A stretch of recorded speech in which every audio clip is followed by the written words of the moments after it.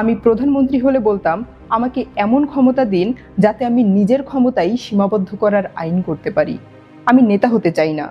আমি এমন একটি সিস্টেম তৈরি করতে চাই যেখানে মহান নেতা না থাকলেও দেশ এগিয়ে যায়। কারণ একটি দেশের ভবিষ্যৎ তার প্রধানমন্ত্রীর মেধার উপর নির্ভর করলে সেই দেশ এখনো সভ্য হয়ে ওঠেনি। সভ্যতা তখনই তৈরি হয় যখন একজন মানুষ চলে যাওয়ার পরও তার তৈরি করা সিস্টেম কাজ করতে থাকে। আমি বাংলাদেশকে শাসন করতে চাই না। আমি এমন এক বাংলাদেশ তৈরি করতে চাই যাকে ভবিষ্যতে শাসন করার জন্য আমার মতো কাউকে আর প্রয়োজনই হবে না। আমি যদি প্রধানমন্ত্রী হতাম তবে আমি ৭১, ৭২ অথবা জুলাই নিয়ে প্রতিযোগিতা করতাম না। আমি প্রশ্ন করতাম, একটি টাইপ 1 সভ্যতায় রিচ করার জন্য আমাদের করণীয় কি? আমি আমার দেশকে ধর্ম ও জাতীয়তার খোলস ভেঙে প্ল্যানেটারি মানসিকতার দিকে এগিয়ে নিয়ে যেতাম। পৃথিবীর মানুষের সবচেয়ে বড় সংকট জনসংখ্যা অথবা প্রযুক্তি নয়, ধর্ম ও জাতীয়তার নামে মানুষে মানুষে বিভাজন। পৃথিবীর মানুষের সাথে ইউনিটি তৈরি করতে হলে প্রতিবেশী রাষ্ট্রের সাথে কোলাবোরেট করতে হয়, কম্পিটিশন নয়। আমি প্রধানমন্ত্রী হলে মানুষকে ৫০০ মিলিয়ন বছর আগের সরীসৃপ মানসিকতা থেকে বের করে নিয়ে আসতাম। আমার একমাত্র উদ্দেশ্য হতো বাঙালিকে তার নিউকর্টেক্স বা যুক্তি দিয়ে ভাবতে শেখানো। আমি প্রধানমন্ত্রী হলে আমার এমপি ও মন্ত্রীরা হবে এক একজন অর্থনীতিবিদ, গবেষক, প্রযুক্তিবিদ, বিজ্ঞানী ও দার্শনিক। আমি এমন একটি ক্যাবিনেট তৈরি করব যারা প্রতিনিয়ত আমার চিন্তা ভাবনাকে সংশোধন করবে। আমার এমপি ও মন্ত্রীরা হবে আমার এক একটি নিউরন। তবে আমি জানি ইঞ্জিনিয়ার অথবা সায়েন্টিস্ট দিয়ে রাষ্ট্র চালানো বিপজ্জনক, কারণ রাষ্ট্র কোনো ল্যাব নয়। তাই আমি বিজ্ঞানী, রাজনীতিবিদ এবং পাবলিক সার্ভেন্ট মিলিয়ে একটি হাইব্রিড ক্যাবিনেট তৈরি করতাম। আমি জাতীয় বাজেট নয়, জাতীয় প্রবলেম ড্যাশবোর্ড তৈরি করতাম। ধরুন, শিক্ষা মন্ত্রণালয়ের বাজেট ৫০,০০০ কোটি টাকা। প্রচলিত পদ্ধতিতে সরকার বলবে, আমরা ৫০,০০০ কোটি টাকা খরচ করেছি, এতগুলো স্কুল করেছি, এতগুলো বই দিয়েছি। আমি প্রশ্ন করতাম, ঠিক আছে, কিন্তু বাংলাদেশের শিক্ষার্থীরা আগের থেকে অ্যাডভান্স কিছু শিখেছে? তাই প্রতিটি মন্ত্রণালয়ের জন্য একটি ন্যাশনাল প্রবলেম ড্যাশবোর্ড তৈরি করতাম। যেমন স্বাস্থ্য মন্ত্রণালয়ের ড্যাশবোর্ডে থাকবে শিশু মৃত্যু এবং মাতৃমৃত্যু কত কমেছে, হাসপাতালে রোগীর ওয়েটিং টাইম কত, প্রিভেন্টেবল ডিজিজ কত কমেছে, প্রাইমারি হেলথ কেয়ার কভারেজ কত, চিকিৎসার গড় খরচ কত কমেছে। আমি প্রধানমন্ত্রী হলে সমস্ত কারাগারকে রিহ্যাব সেন্টার বানাতাম। খারাপ মানুষ আমার শত্রু নয়, আমার শত্রু হলো খারাপ সিস্টেম। সিস্টেম যদি ভালো মানুষকে পুরস্কার না দেয়, সে অটোমেটিক্যালি খারাপ হয়ে যায়।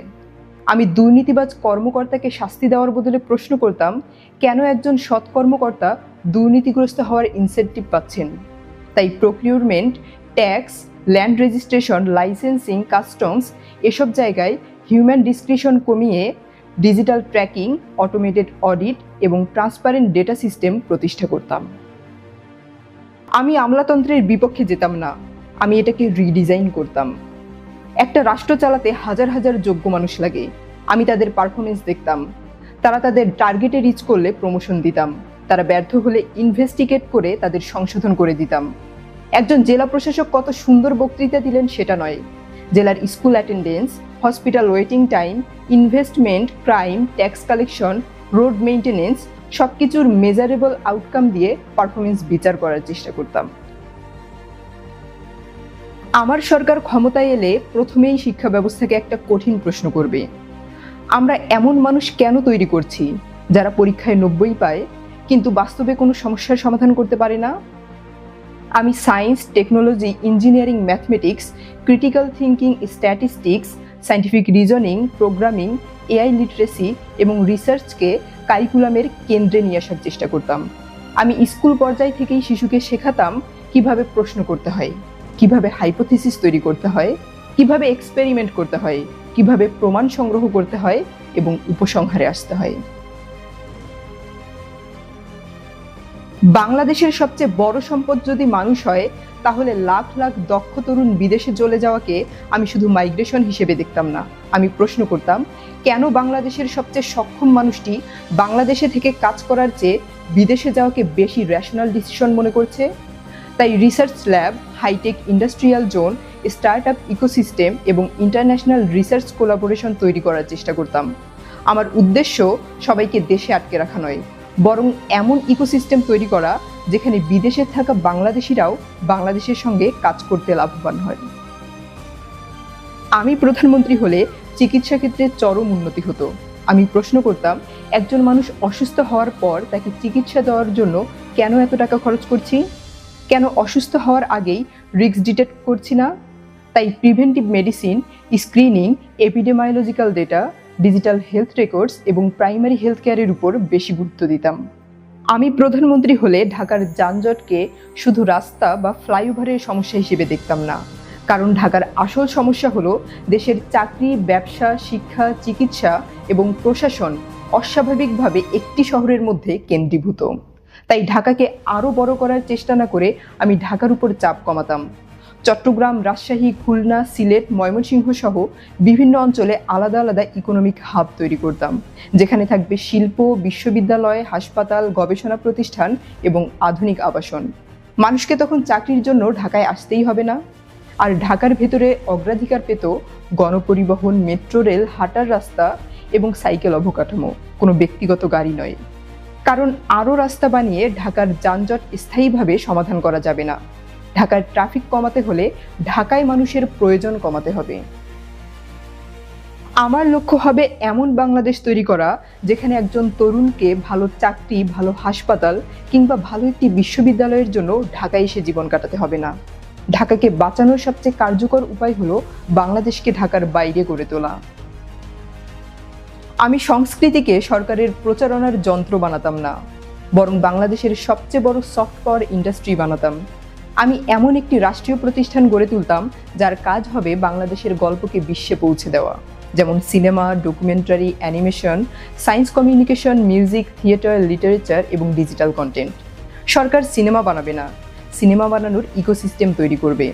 আর বাংলাদেশের ইতিহাস, মুক্তিযুদ্ধ, নদী, জলবায়ু, লোকসংস্কৃতি, বিজ্ঞান, পুরাণ, নগর জীবন এসব নিয়ে আন্তর্জাতিক মানের ডকুমেন্টারি ও সিনেম্যাটিক ইউনিভার্স তৈরিতে বিনিয়োগ করতাম।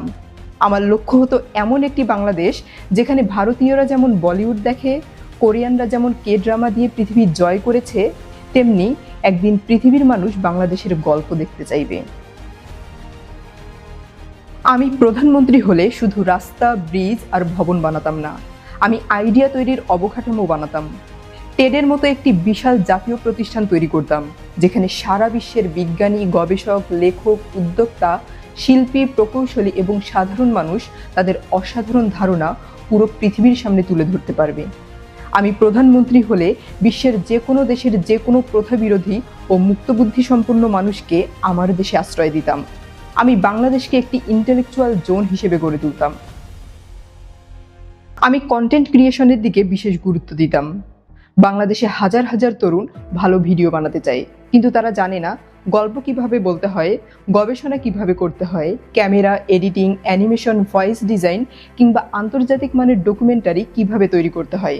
তাই আমি তৈরি করতাম ন্যাশনাল ক্রিয়েটর একাডেমি, যেখানে বিনামূল্যে প্রশিক্ষণ পাবে তরুণ কন্টেন্ট ক্রিয়েটররা। আমি সেরা সায়েন্টিফিক ও দার্শনিক কন্টেন্ট ক্রিয়েটরদের রাষ্ট্রের গুরুত্বপূর্ণ সিদ্ধান্ত গ্রহণে অনুপ্রাণিত ও পুরস্কৃত করতাম। আমি প্রধানমন্ত্রী হলে বাংলাদেশকে একটি ডেল্টা ল্যাবরেটরি বানাতাম। বাংলাদেশের নদী ভাঙন, বন্যা, লবণাক্ততা, সাইক্লোন এসবকে শুধু দুর্যোগ হিসেবে না দেখে বিশ্বের সবচেয়ে বড় ক্লাইমেট অ্যাডাপ্টেশন ল্যাবরেটরি হিসেবে ব্যবহার করতাম।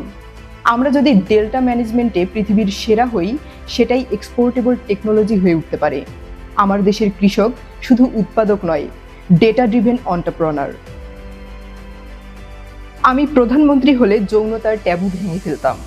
রাষ্ট্র আপনার শোবার ঘরে ঢুকবে না, কিন্তু আপনার সন্তান যেন অজ্ঞতা, ধর্ষণ, রোগ, অনিচ্ছাকৃত গর্ভধারণ কিংবা ইন্টারনেটের মিথ্যা যৌন শিক্ষার শিকার না হয়, সেটা নিশ্চিত করা রাষ্ট্রের দায়িত্ব। যে সমাজ যৌনতা নিয়ে কথা বলতে লজ্জা পায়, সে সমাজই সবচেয়ে বেশি যৌন অপরাধ, ভুল তথ্য ও অনাকাঙ্ক্ষিত গর্ভধারণের ঝুঁকিতে থাকে। আমি সেক্সকে পাপ বা পুণ্য কোনোটাই বানাবো না, আমি এটাকে বিজ্ঞান ও দায়িত্বের বিষয় বানাবো। আমি প্রধানমন্ত্রী হলে পুরো দেশ হবে গবেষণাগার। জিডিপি এর নির্দিষ্ট অংশ দীর্ঘমেয়াদী ফান্ডামেন্টাল রিসার্চে খরচ হবে। তাৎক্ষণিক লাভ হবে না এমন রিসার্চও ফান্ডিং পাবে, কারণ semiconductor, quantum technology, AI, space technology এসবের অনেক ফাউন্ডেশন তৈরি হয়েছিল এমন গবেষণা থেকে যার তাৎক্ষণিক কমার্শিয়াল ভ্যালু ছিল না। আমি যদি প্রধানমন্ত্রী হই তবে আর্টিফিশিয়াল ইন্টেলিজেন্সকে সরকারের অ্যাসিস্ট্যান্ট হিসেবে নিয়োগ করব। তবে হ্যাঁ, এআই সিদ্ধান্ত নিতে পারে, কিন্তু এআই এর সিদ্ধান্তের জন্য অ্যাকাউন্টেবল হিউম্যান ইনস্টিটিউশন থাকতে হবে। আমি প্রধানমন্ত্রী হয়ে বাংলাদেশকে আমার চিন্তার অধীন করতে চাই না। আমি এমন একটি বাংলাদেশ তৈরি করতে চাই যেখানে বাংলাদেশ নিজেই নিজের ভুল থেকে শিখবে, যে সিভিলাইজেশন নিজের কালেকটিভ ইন্টেলিজেন্সকে এমন পর্যায়ে নিয়ে গেছে যে সে নিজের ভুল শনাক্ত করতে, এভিডেন্স দিয়ে পলিসি বদলাতে এবং প্রজন্মের পর প্রজন্ম ধরে নলেজ অ্যাকুমুলেট করতে পারে। সেই সিভিলাইজেশনই সত্যিকারের প্ল্যানেটারি সিভিলাইজেশন।